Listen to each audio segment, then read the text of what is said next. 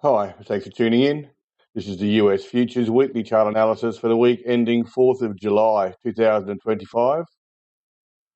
The first chart is the US Dollar Index Futures. You can see the US Dollar Index Futures did close lower this week.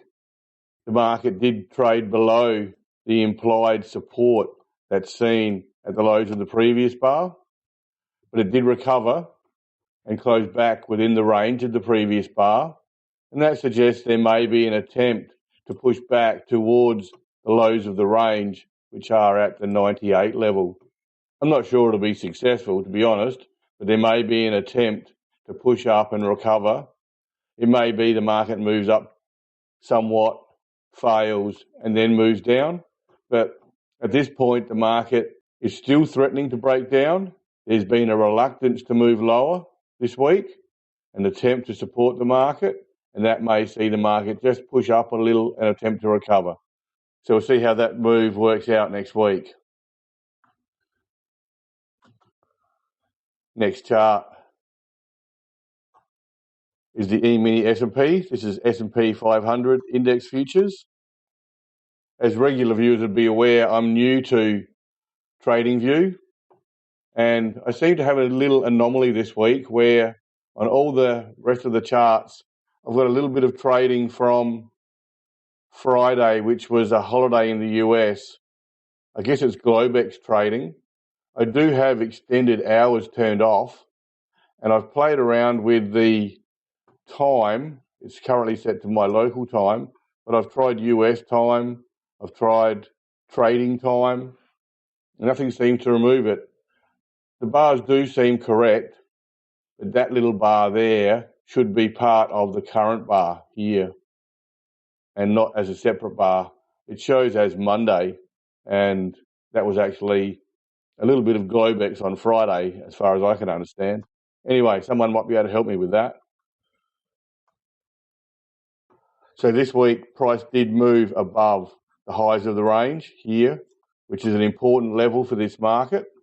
It didn't move substantially above this level, but it was a shortened trading week, and that's why volumes are low across nearly all the charts this week. It was really only 3.5 days trading. You may see this market move back and just test this breakout line for strength. It is a really important line. It's the major highs of the range, and a push above this level, a successful push above this level, would be significant for the market and probably see a positive influence become established in this market if it already hasn't done so. So at this stage, the market has floated above the highs of the range, the major highs of the range, on more a lack of selling pressure than any serious strength in the market. But that may have been because the market really wasn't prepared to push above this important level when it was a shortened trading week. That might happen next week or in the future sometime. So certainly one to watch. Doesn't look weak. It certainly looks strong, but this week perhaps was a little on hold. Next chart are the 10-year note futures, and the market continues to trade within the range of this widespread down bar. Here's the intermediate highs within the range. You can see there was an attempt to push above it here, but supply was drawn out. The market did come back somewhat. It's continuing to absorb its way higher. Once again, this little bar here should be part of this down bar here. So that's the actual close. Volume was reduced, as it was across most of the market this week due to the shortened trading week. And price did close within the range of the previous bar. So that's a positive. I don't think there's any huge amount of weakness in this market. It's not particularly strong either. It's trading within the range of the widespread down bar, which is controlling all of the trading at the moment. Next chart is copper price futures. Copper price futures are also trading within the range of this down bar, although they're looking far stronger. You can see the market spent some time in consolidation back down here before breaking out 3 weeks ago, and it's now consolidating within the highs of that bar's range, which is quite a strong move. It's right up in the highs of that range. Volume was reduced, but mostly because of the shortened trading week. This market is looking strong, and if trading conditions do improve, I expect to push up to this highs of the range here. There may be a little period of consolidation there, and then a push higher in response. This market's looking stronger than weaker, at least at this point in time. Next chart is gold price futures. Gold price futures traded higher this week. We had supply coming in across here, over these two bars here, and in response, each time demand increased, and it appears the same thing has occurred this week. There's certainly buying support in the market, and overall, this whole area here is really a period of consolidation after a pretty strong run. Whenever the markets make large gains over time, supply is drawn out, whether that be profit taking or short sales or supply being drawn out from the left, but supply is generally drawn out, and markets have to go through a period of consolidation from time to time in an attempt to absorb that supply. And that's pretty much what's taking place here. There is some supply being drawn out, but there's buying support almost immediately each time the supply emerges. And that's a good sign that this market will at some point continue higher again.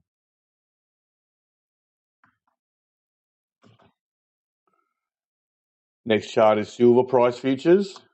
And silver price futures are doing exactly that. They've broken out here more recently, and they're going through a period of consolidation right up high in the range. The higher within the up bars range the consolidation takes place, the stronger the market appears to be. And it appears this market really is consolidating right up high in this up bars range, this breakout bars range. And that suggests there is a strong underlying sentiment, because any supply that's being drawn out is being absorbed almost immediately, and the market is sitting right up high in the range.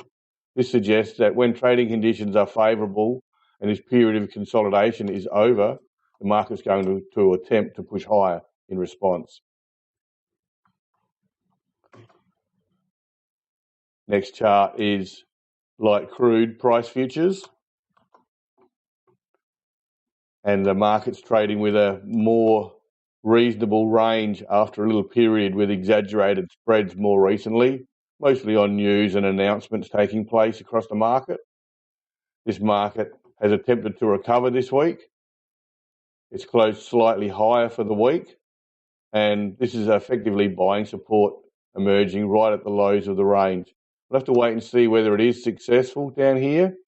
It does look like it may well be, being a up bar closing more positively up near the highs of the range. Remember, the close is here for the week.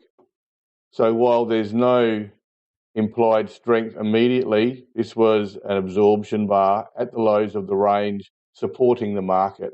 We'll just have to wait and see if that's successful. I would suggest it probably will be, but it's not guaranteed at this point. Next chart is the start of the currencies. This is the euro-US dollar currency pair. And you can see the market did move higher 2 weeks ago.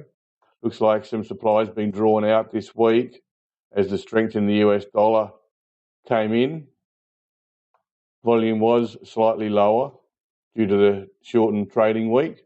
And you can see this is almost the inverse of the US dollars bar, which is exactly what you would expect. This market does trade quite strongly the inverse of the US dollar, and not so much on European fundamentals. It does lean a lot towards the US dollar and trading the inverse of the US dollar. And that's what it's done this week, almost perfectly. I would suggest if the US dollar does attempt to recover this week, this market's going to pull back modestly. I expect there will be support found at this level. It may not quite get to that level. We'll have to wait and see. This is almost exactly the inverse of the US dollar moving up to the lows of the range. This is going to come back and test the breakout line here. You can see how those two markets work together. Next chart is the British pound futures. And this market's done a very similar thing to the euro. As you'd expect, the market's pulled back in response to the recovery in the US dollar. Price is almost up to that breakout line. This is the old highs of the range here. This market's been a little stronger than the euro overall for some time now, and it's set a new level above the highs of the range, and this market's come back. It's testing this level right now. You can see it's come back to it here, and then it's responded and found a little support and closed slightly off that level at the close of trade. Similar to the euro, if the US dollar does attempt to recover this week, I would expect this market to pull back. It may even come back to this level if there really is some strength in the US dollar scene. But at this point, I would expect it will come back to this level here. And it may attempt to bounce off that if the recovery in the US dollar fails. Next chart are Japanese yen currency futures.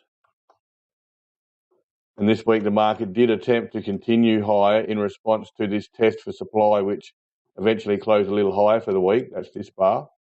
Prices come back modestly in response. The close was comfortably within the previous bar's range and right at the support we've seen previously at the lows of the range here. You would expect to see some support at this level in here, and we'll see how the market trades. It may be that the market tests it next week and trades something like this, but closing right back at that level again. That remains to be seen. At this point, we've had a little bit of supply drawn out and prices come back to the lows of the range. Next chart is the Aussie dollar currency futures, which continued to show more strength than I gave it credit for some time. Price pushed higher this week, and it didn't really respond very much to the US dollar's recovery. Just here with the close being there, it's done a pretty good job so far, and it's trading right at this old breakdown line here and found support at that level right there. So we'll see if that can continue next week. Similar to the yen, you may find this market test for supply right at this level, closing back at it at least early next week, and then we'll see what the US dollar does for the rest of the week, and this market will trade the inverse to that. Next chart, Bitcoin futures. Bitcoin futures did push higher this week and up to the highs of the range again, closing just below them by the close of trade.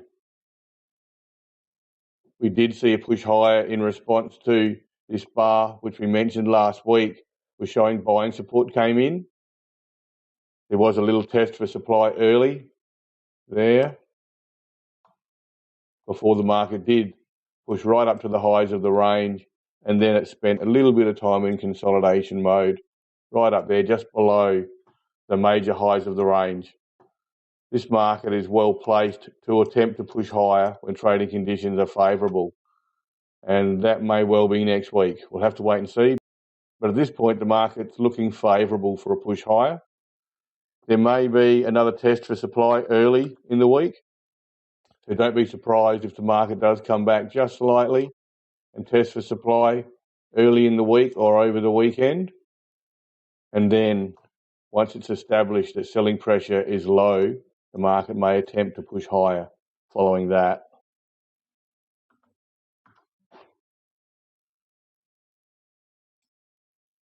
And just back to the US dollar index futures quickly before we finish. This market's so important overall. There was an attempt to recover this week, The market flirted with the implied support found at the lows of any bar, and it did recover. This suggests the market will attempt to push higher, at least initially next week. The lows of the range at 98 will be very difficult to overcome. If the market does attempt to push above it, I would expect it will be rejected almost immediately. Whether there's a secondary push, we'll have to wait and see. But it's more likely that the market will make an attempt to push higher, quickly find it's going to fail, and then start pushing lower in response. So watch the market early in the week initially and how it responds. We'll see how it plays out. Thanks for your time. Back again next week. See if I can sort out that little anomaly we had this week on the charts. It may just be because of the 4th of July holiday. We'll have to wait and see.